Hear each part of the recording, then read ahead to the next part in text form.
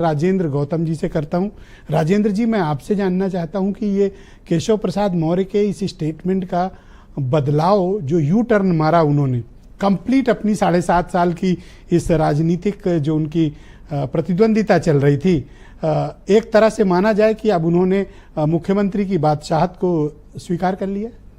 2017 से लेकर 2024 तक इनकी केशव प्रसाद मौर्य की राजनीति का देखिए, उन्होंने जब जब मुख्यमंत्री जी को चुनौती देने का प्रयास किया तब तक मात खाए।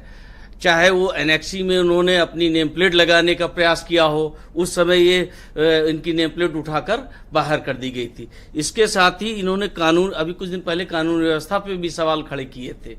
तो जब जब इन्होंने मुख्यमंत्री पे हमला किया तब तब इनको मात खानी पड़ी है। और इसी बात का इन्होंने यूटर्न इसलिए लिया है कि सेंट्रल गवर्नमेंट से भी इनको वहां से समर्थन उतना नहीं, योगी के बराबर। पर इनको तो दिल्ली का विश्वस्त कहा जाता है।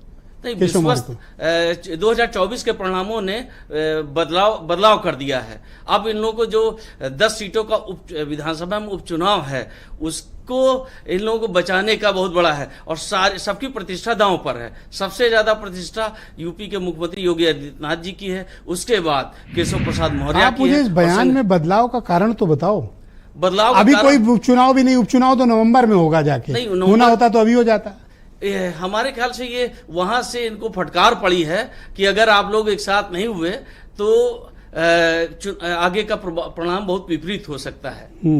इसी के साथ आपको 2024 के में आप देखिए कि इस दलितों और पिछड़ों ने भाजपा का साथ थोड़ा सा छोड़ा है। अभी इन्होंने कई, पर उन्होंने तो अब कह दिया कि Yogi ji best chief minister. नहीं, उन्होंने तो कहा है ना, लेकिन अभी वो दिल से नहीं कहे हैं, उन्होंने मन से। अरे अब क्या कलेजा निकाल दें। हाँ, अभी उन्होंने, अभी कुछ दिनों बाद देखते रहिएगा इस चीज का। सुरेन जी तो इमोशनल भी हो गए थे स्टेटमेंट सुन के, मैंने तो देखा था उस दिन इनका स्टेटमेंट।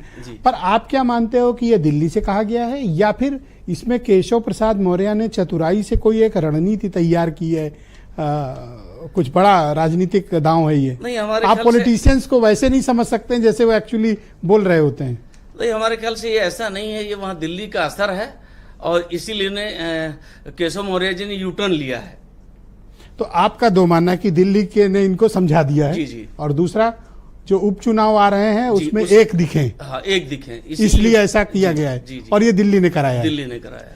तो फिर अब जो कट्टर समर्थक रहे हैं केशव प्रसाद मौर्य के, उनके बीच क्या चर्चा है? क्या निराशा है उनकी, या अभी भी मानते हैं कि नहीं हमारा लीडर अभी लड़ेगा आगे?